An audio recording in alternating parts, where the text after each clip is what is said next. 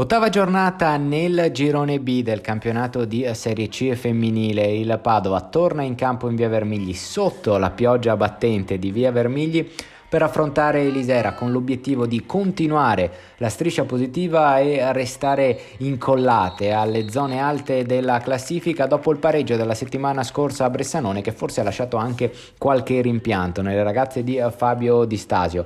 L'obiettivo sono ovviamente i 3 punti e il Padova parte subito bene. Nei primi minuti colleziona un sacco di occasioni. La prima capita sui piedi di Gastaldin, c'è Gallinari che come al solito fa il diavolo a 4 sulla destra, la mette in mezzo. Gastaldin però il suo tiro non è preciso e finisce alto. Ancora il Padova, un cross dalla destra, la sfera arriva per Mazzucato al rientro dal primo minuto. Il suo tiro potentissimo, è parato in due tempi dal portiere, poi non riesce a ribadire in rete l'attacco biancoscudato. Ci prova anche Fabbruccio da fuori con il sinistro, palla che termina di poco a lato.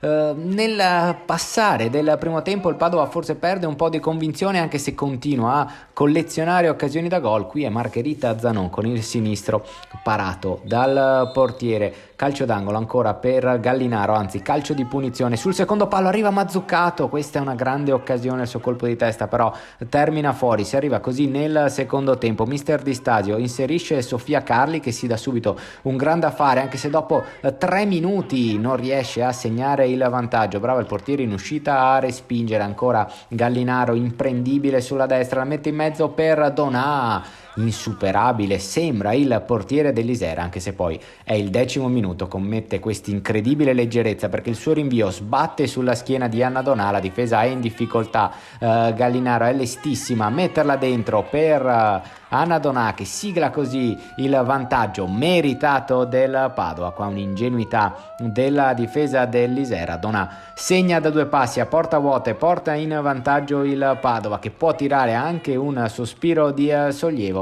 e cerca poi di arrotondare il punteggio, se lo meriterebbe Gallinaro, ma il suo destro si stampa sul palo. Il Padova continua ad attaccare, abbiamo detto dell'ottimo ingresso in campo di Sofia Carli, che qua fa tutto da sola, poi con il destro sfiora il palo. Si arriva nei minuti finali e il Padova rischia anche l'incredibile beffa. L'Isera si è praticamente difeso per quasi tutta la partita, poi però su questa azione di contropiede non riesce a concretizzare. Meno male per un Padova che prova fino alla fine a cercare il raddoppio. Ancora su questo cross, la girata di Sofia Carli che sfiora un grandissimo gol. Può bastare quindi l'1-0 per il Padova, che torna a vincere in casa, sale a 14 punti al quarto posto in classifica, ed è attesa la trasferta di Oristano. Le interviste del post gara sono con mister Fabio Di Stasio, Emanuela Conventi, Giulia Callegario e Alessia Mazzucato. Diciamo che i 3 punti ci stanno tutti, anche per quello insomma, che abbiamo visto in campo. Noi come al solito quando entriamo in campo con squadre che magari non sono proprio alte in classifica, la prendiamo in maniera molto sbagliata, un po' sotto gamba. E quindi il primo tempo è stato un primo tempo molto strano, con lanci strani, un po' tutte cose che non avevamo preventivate. Il secondo tempo invece siamo entrati in campo col piglio giusto. Penso ci siano state moltissime azioni da gol, pali, insomma, quel che abbiamo visto, e quindi c'è stata la reazione della squadra. Abbiamo vinto 1-0, ma insomma il risultato più ampio poteva starci. Certo che dobbiamo lavorare ancora e continuamente sulla testa delle ragazze, perché è lì dove sta veramente il problema, perché poi da un punto di vista tecnico le ragazze insomma sanno giocare a calcio.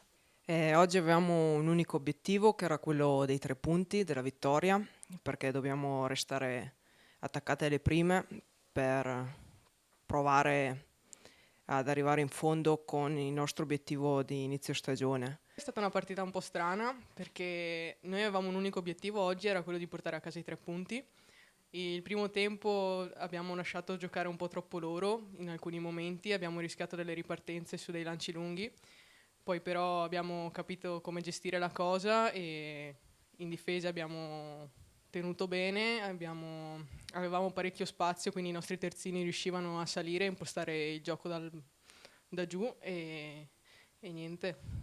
Noi abbiamo fatto il nostro lavoro, i 3 punti li abbiamo presi e adesso testa Oristano. Allora, oggi era importante vincere perché intanto ci serve come continuità, nel senso venivamo da un risultato positivo, quindi era altrettanto importante farne uno oggi e entrare nella giusta ottica per la partita successiva dove andiamo ad Oristano. Era importante sia appunto per la nostra mentalità, ma soprattutto in termini di classifica, perché oggi la nostra partita coincideva con 2 scontri diretti che appunto faceva comodo che girassero in un determinato modo, e così è stato. Avendo noi vinto abbiamo guadagnato una posizione, siamo arrivati quarte e a un solo punto dal Brixen che abbiamo già incontrato, quindi comunque la classifica ci sorride e questi 3 punti ci fanno molto comodo.